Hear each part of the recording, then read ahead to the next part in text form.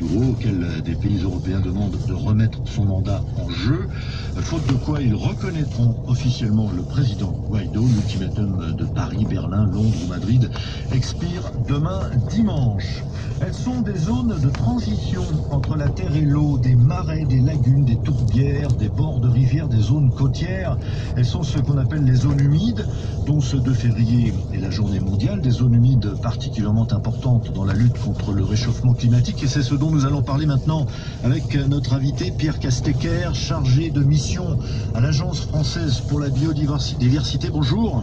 Bonjour.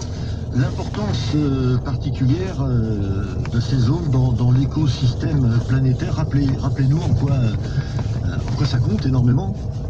Alors ce milieu a une place assez importante, entre autres pour tout ce qui est la qualité de l'eau, entre autres la régularisation de tout ce qui est les inondations. Il y a quelque temps, on a eu droit à des épisodes de tempête sur les côtes, et donc ça permet de jouer un rôle d'amortisseur, entre autres, des vagues en fait, qui viennent s'abattre sur les côtes françaises. Ouais. On dit qu'elles sont une solution naturelle au réchauffement climatique. Tout à fait. Elles ont cette capacité aussi à stocker du carbone.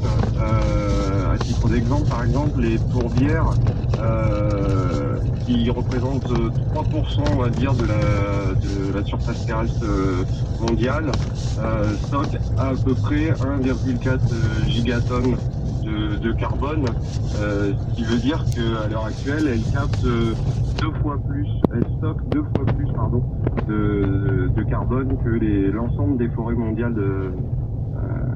à l'heure actuelle. De l'importance de les préserver, parce que deux tiers de ces zones humides ont disparu en 100 ans, je parle de la France, à cause de l'urbanisation et de l'agriculture, c'est ça? Majoritairement à cause de l'urbanisation et un type d'agriculture, c'est l'agriculture intensive. C'est-à-dire que faut mettre un point important sur le fait que entre 50 et 60% des zones humides françaises sont agricoles et entre autres sont liées à l'élevage. Et donc il y a des activités économiques intéressantes aussi sur ces sites, et c'est principalement l'urbanisation, l'agriculture intensive, et le troisième qui arrive, qui est entre autres les espèces exotiques envahissantes. Alors les zones humides dans le monde, ça représente quoi? 4 fois et demi la France. En France, c'est 48 sites, 3 fois la région parisienne, des sites qui sont normalement protégés par une convention internationale. Mais est-ce que c'est bien le cas? Que fait-on pour les préserver très précisément? Alors, à l'échelle nationale, les 48 sites que vous avez cités sont ce qu'on appelle des sites d'importance internationale, et entre autres, on espère que d'autres sites en France seront inscrits sur ces listes internationales. Vous avez le Mont-Saint-Michel, vous avez la Baie-de-Somme, voilà. À l'échelle nationale, entre autres, vous avez une réglementation qui s'applique sur les zones humides, et entre autres pour les préserver.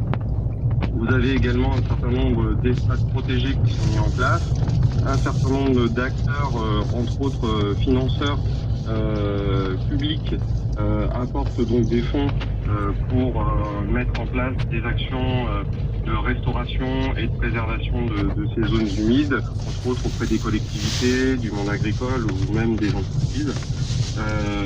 Il faut noter, entre autres, que la semaine dernière, 2 parlementaires, entre autres Jérôme Bignon, sénateur de la Somme, et Frédéric Tufnel, député de Charente-Maritime, ont rendu un rapport à Monsieur le ministre François de Rugy sur un certain nombre de pistes pour préserver les zones humides dans les années à venir et faire en sorte que ces milieux-là soient un atout pour nos territoires. Et il parle de terre d'eau et terre d'avenir. Donc vraiment, on a vraiment Voilà, des zones humides qui ont aussi leur rôle à jouer, hein, au sein même des villes, hein, où le vert et le bleu ont leur importance également. Merci beaucoup Pierre Castecker, chargé de mission sur les milieux humides à l'Agence française pour la biodiversité. Merci. En sport, l'Ashkumun décidément pour les Bleus du 15 de France, souverain toute une mi-temps et à la rue pendant la seconde, surtout victime de 2 énormes fautes individuelles qui ont coûté chacune un essai. Résultat 24-19 pour le Pays de Galles et de nouveau le tournoi destination qui commence très mal. De quoi nourrir quelques craintes pour samedi.